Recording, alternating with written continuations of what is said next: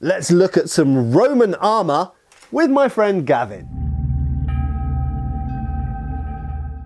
Hi folks, Matt Easton here, Scholar Gladiatorian. Now my friend Gavin's with me today because we're doing various armour related and other fun things like that.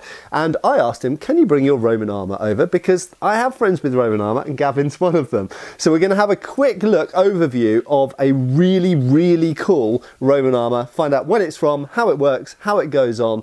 And Gavin can explain lots of things to us. And we're going to be specifically looking at a type of armour found in the UK, in the United Kingdom, archaeologically, which dates to probably the second half of the 1st century. So we're talking around the time of the Boudiccan revolt and the Roman occupation of Britain. But very quickly before we get into that, just a quick word about our very kind sponsors for this video. Whether it's armour or whether it's antique swords like those behind me, I value quality, and that's why I'm incredibly happy and honoured to be sponsored for this video by the luxury luggage brand Sterling Pacific. The tough, ridged body of the case itself is made of 50-52 aluminium, and the corners are reinforced with A380. It's an incredibly rugged and tough case, and the handles and the covering around there is made of finest Italian leather. Everything about this case is tough and rugged. In fact, the company Sterling Pacific have worked thoroughly with flyers and frequent flyers, pilots as well,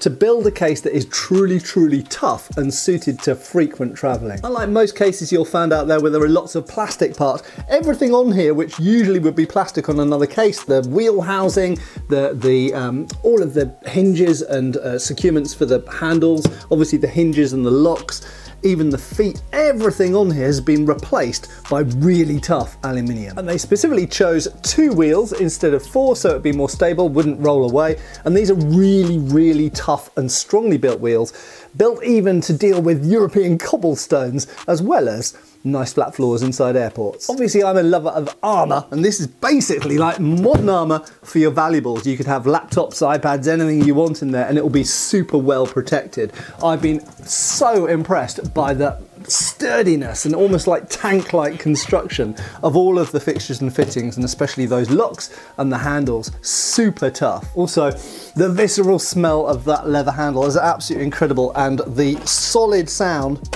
when you undo those locks, oh my gosh, and it is so luxury inside. You even have a little toiletry bag thing there, and these straps, even those are metal as well. No plastic to be seen, and these hinges here are also incredibly tough and durable. So Sterling Pacific's cases have been designed from the bottom up to be absolutely top end, and they're not cheap, it has to be said, but through this promotion in this channel you can get $300 off the recommended retail price using the code SCHOLAR, or simply by clicking that link below. Right, so thanks a lot for sticking with me. Now let's get back to this Roman armour. So I'm going to put the sword down because today we're not going to be looking at Roman weapons, although for anyone who's wondering who doesn't know, the principal weapons of the Roman legionary at this time are the gladius, the scutum, so the sword and shield, and the pilum, the throwing spear. Sometimes there might be multiple pila, in fact, at this time. So let's put that sword down. I'm also going to put the helmet down. So first off, Gavin, what are you currently wearing at the moment? So I'm wearing a basic tunic, and over the top is a bit of a speculative piece of armour, which is your padding that goes underneath. Now my armour is made by fabric cacti. They make some fantastic stuff. And they're in Poland? Yeah, Fabrica Cacti, so I'll stick a link below. And they made my harness, but they have also sent me this submalis. And although there are no surviving submalis left, the assumption is that you wear something under your armour. If you've ever worn any kind of armour for a while, you know you need some padding. Yeah. It helps protect as well. It helps protect from percussive blows. And particularly for the Roman armour, this quite bulky style compared to a medieval arming jacket or something like that seems to work very well. And also to protect from chafing, I guess, as well. So in this period, there are a few different types of armour. What we're going to be looking at today is the Lorica Segmentata. That is essentially plate armour, which was popular for a couple of centuries, but it's also worth mentioning that there were other types of armour as well, worn by legionaries and worn by officers and auxiliary, which also include mail armour, which is Lorica Hamata, and there's also Lorica Squamata, which is scale armour. And there's also some theory that scale armour could be attached to Hamata as well, so a combination of mail and scale. But those are for another video for another time. Today we're going to look at the famous Lorica Segmentata, as you would have seen in Asterix or Gladiator or all of those movies. So this is the Corbridge B reconstruction. So there have been a number of Lorica Segmentata found archaeologically. This is one of them. This was found, Gavin was telling me it was found under some floorboards in the UK, Corbridge B. There is also a Corbridge A, isn't there, that's slightly different construction. And this goes together, you'll notice there are hooks here. So this is a particular type, a particular style.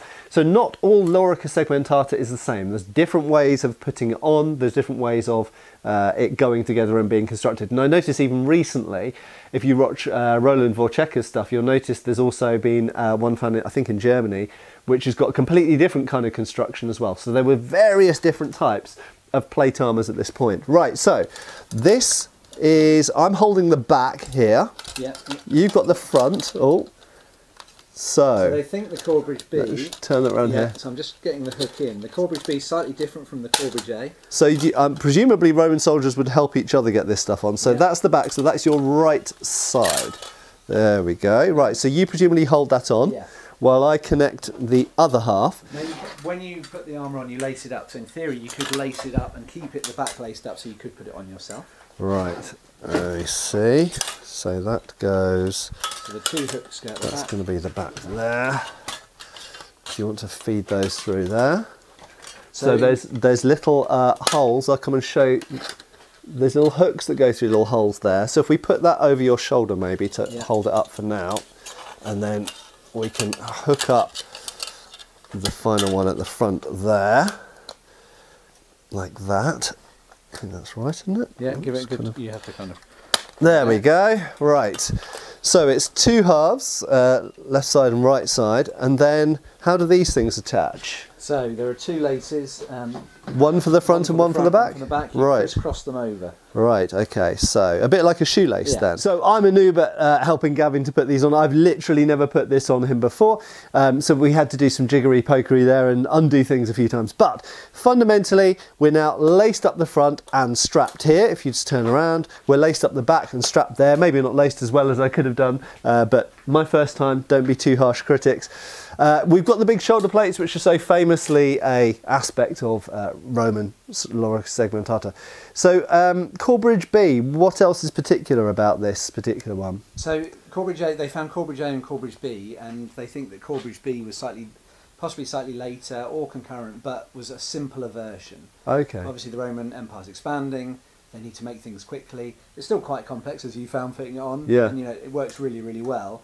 But there were more, as far as I'm aware, there were more buckles and belts potentially on Corbridge A. Okay. And Corbridge B went for more robust but probably more simple eyelets and hooks. Right, okay, cool. And at the end of the day, this is plate armour. This is plate armour 2,000 years ago. So we often talk about the medieval period on this channel, of course, but we talk about this progression from mail to then a bit of plate and then, full plate. But it's amazing that the Romans were wearing this. But it wasn't the earliest plate armour. There was Bronze Age plate armour as well, which, again, maybe we'll look at. This is kind of like the era of Troy. We'll talk about that another time. So it wasn't the first plate armour, but it was amazing that they were making it. There's a lot of debate about why. Why did they decide for a certain period of Roman military history to have plate rather than just stick with mail? It should also be mentioned that I think a lot of people have the idea that this is what Roman legionaries wore for the entire time of the Roman Empire, and it's not the case. This is really mostly a 1st and 2nd century thing, isn't it? And before that and after that, they were mostly wearing mail.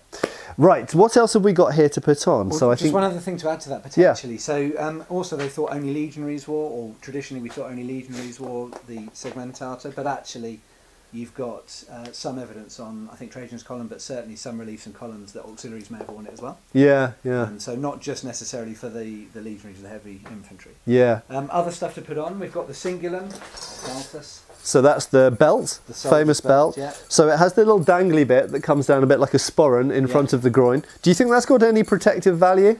I don't think it's got much protective value, if I'm very honest. It doesn't look like it would protect very much. I mean it may offer a tiny bit, but I definitely think it's part of being a soldier. You wore this even if you weren't wearing your armour. This would be part of your, how you identify. Oh, right, okay. So they'd wear it out of armour? Yeah, they'd wear it out of armour, and it would be something that showed the world that you were a soldier. Obviously, and the sword's suspended from this. The sword is usually, well, the sword could be, but the sword is often worn on a separate sling. On a but dagger. Your dagger, your pugio would be right. Okay. If you could. And if I understand correctly, the pugio was at certain periods worn only by officers, but it was sometimes worn by all legionaries. As far as we can tell. Yeah. There we go. Oh, like aspects of putting armour on people, and Gavin and I both do armoured things together. A lot of it is about practice and getting used to. Every little nut and bolt and buckle really speeds up the time you can get this equipment on, and enables you to fix issues if something's not fitting right or if it's hurting a bit and that kind of stuff. You get to know your equipment basically, so it's the same as the quirks of your car or your bike or anything else like that.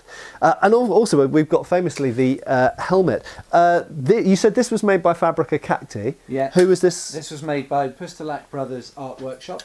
Right. Fantastic. This is made from one piece raised and tinned on the inside. Wow. So really beautiful. So tin so it doesn't rust basically. So this is iron. Well, it's made of steel now, but originally they would have mostly been iron or very, very low carbon steel. And obviously tinning them, which is done here on the inside, and sometimes, as I understand it, was done on the outside of some of these, makes them basically rust proof.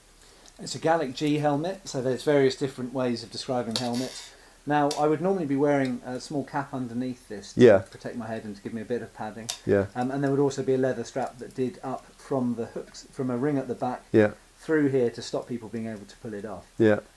I went for feathers, and there is some debate about whether you would have feathers or horsehair. Okay. Feathers, you can definitely see from the evidence that still exists. The artwork. And artwork and the sculptures. Horsehair, potentially, but still, as far as I'm aware, and I may be wrong because Roman stuff is being explored all the time, there are no surviving horsehair from the 1st century crests. Oh, right. They may, some of the sculptures, some of the art may show it, but we definitely know they showed feathers, so that's what we went for on this one. Cool. You've also got two little areas where you could put art feathers, so some nice. And if we just move nearer the camera for a minute, and we'll just look specifically at the helmet. So famous features of these helmets, so cut around the eyes, so you've got no impediment whatsoever to your visibility, even peripheral. Then it cuts in here quite close to the nose, so it's protecting as much of the face below the eyes as possible, and then fully around the chin as well, so anything coming up to here is protected. Also notice that these flanges at the side are deflecting angles, so any thrusts or arrows or things like this coming in here are going to get sent away from the neck. Then if you just get you to turn sideways, so we've got these ear protectors, so anything coming down here you can hear perfectly well, the ears aren't covered, and in Roman army listening for commands and even trumpet sounds and things like that, incredibly important, so you can hear very well but the ears are protected. You've got a brim up here, so any blows and things coming down here will catch on that brim and protect. Essentially it's almost like a baseball cap, protects things from coming down into the eyes, but it doesn't get in the way of the eyes, so you've still got good visibility upwards. And then finally you've got this well, what do you call it?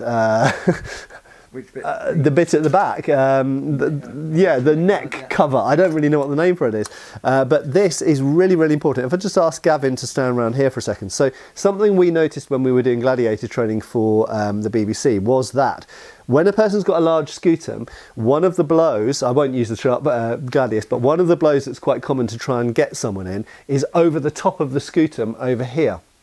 And you'll notice if Gavin's got his shield side onto me, if you look at me, so he's got the shield side on here, he's well protected from this side from stabs coming down here, but equally that under there is a real weak point to stabs. So now he's really well protected because he's got that protecting the nape of his neck and the back of his head even. So really, really good incorporated system. And wearing of a scarf was very common as well, wasn't it, to give a bit of extra throat protection. It gives you throat protection but also stops chafing. Yeah, and quite distinctly, it was very part of the Roman uniform, you would have it. Yeah.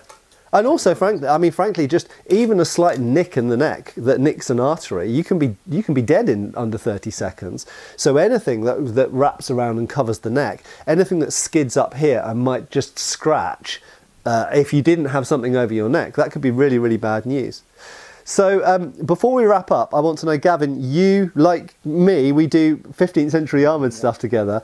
How is this compared to 15th century armour? So in some ways it's more comfortable. Obviously there's less protection, so my arms aren't very protected. You could wear arm protection. There are some kind of mannequins that survive, or you can see in art and sculptures. But your arms are a lot, you can move them around. This doesn't stop you at all coming up, very slightly at the top. But unlike wearing spaulders or pauldrons, where in 15th century armour you have a limit.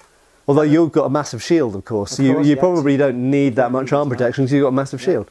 This section here, obviously the submalis we talked about earlier, a bit speculative, could be a bit big, could be a bit small, we don't quite know. But it's nice and tight here, so it keeps the weight off my shoulders as well. Okay. Just like medieval armour. Yeah. But the big difference really is the helmet. So apart from maybe a sallet with the visor up, or a kettle hat where you don't have anything over your face, this is much nicer than wearing an armet, much nicer than wearing a sallet and bever where everything is closed. Because you can hear really well because you've got the holes, and you can see really well, and most importantly you can breathe very easily. Yeah. So it's quite comfortable compared to... And it's not hot in the way that medieval armour is hot. I mean, obviously you would get a bit hot on your body, but because your arms and legs are exposed, you've got a lot of surface area where heat can get out. Yeah. And of course, less impediment. I mean, your legs are completely unimpeded. You basically only got sandals, which are called Caligae, which gives Caligula his name.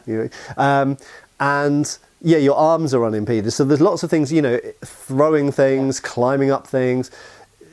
Your torso and your head are very well protected, and everything else is basically left bare. And as you mentioned, manica or arm protectors were sometimes worn, particularly in the Dacian campaign, against the Falks and that kind of stuff. And leg greaves were sometimes worn, I think. They were worn by officers, weren't they? But officers carried a smaller shield, so you could kind of say the explanation there is if you carry a smaller shield, you use a greave. If you've got a scutum, you don't really need it because the scutum goes down so low, the big shield, that you don't really need leg protectors most of the time. And the gladiators, if we look at gladiators that wore leg protectors, they tended to be the ones with the shorter shields.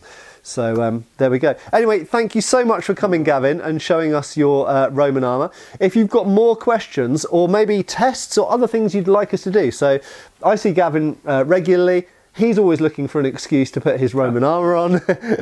So if there are some things, tests or physical tests or other specific aspects of the Roman armour that or particularly the Lorica Segmentata, you'd like us to talk about, then get posting in the comments below. But thanks once again to Gavin for coming and getting dressed up for me, and thanks to all of you for watching. I have been Matt Easton, I'll continue to be, and Gavin will continue to be Gavin as well. And we'll see you again soon. Cheers, folks. Thanks for watching. We've got extra videos on Patreon. Please give our Facebook a like and subscribe if you haven't already. Cheers, folks.